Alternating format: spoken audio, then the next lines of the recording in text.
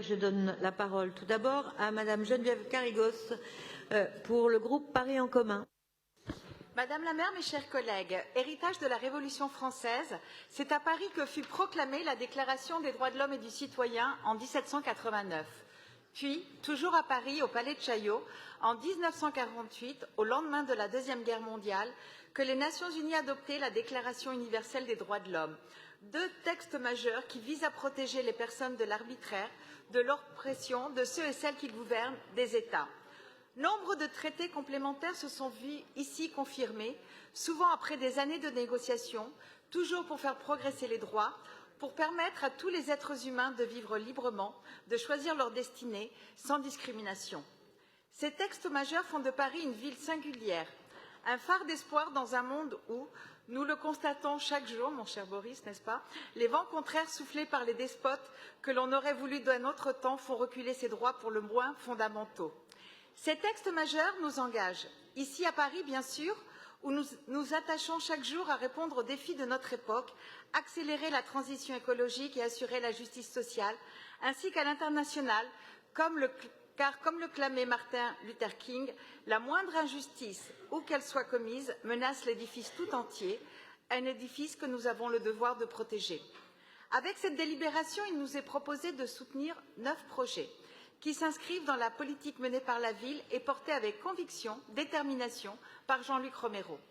Liberté de la presse, liberté académique, mémoire, accompagnement des réfugiés ou des mineurs isolés, ces projets contribuent à l'édifice des droits humains.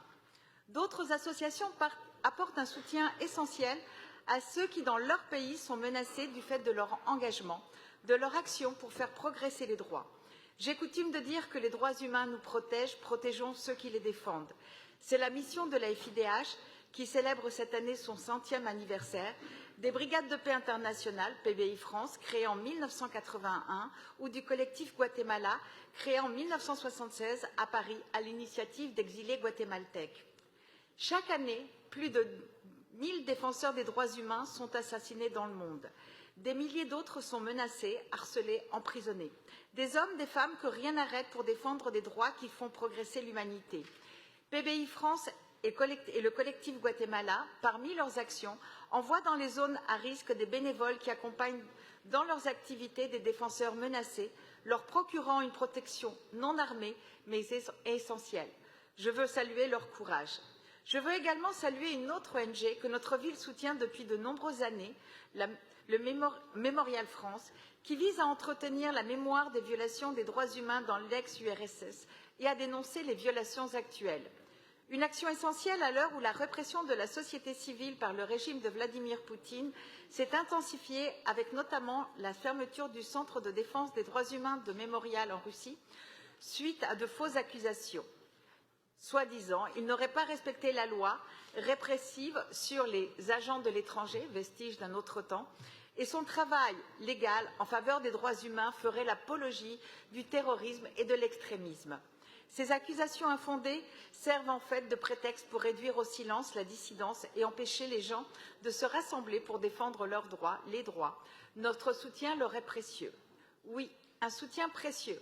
Car si j'ai souvent entendu dans cette enceinte que notre action n'avait pas de portée, voire qu'elle ne relevait pas de notre collectivité, outre que, comme je l'expliquais en introduction, notre histoire nous oblige, permettez-moi de citer Desmond Tutu, un grand défenseur des droits civiques, prix Nobel de la paix, qui nous a quittés en décembre dernier. Cela veut dire beaucoup pour les personnes opprimées de savoir qu'elles ne sont pas seules. Ne laissez jamais personne vous dire que ce que vous faites est insignifiant. Je vous remercie. Merci Geneviève Carigos.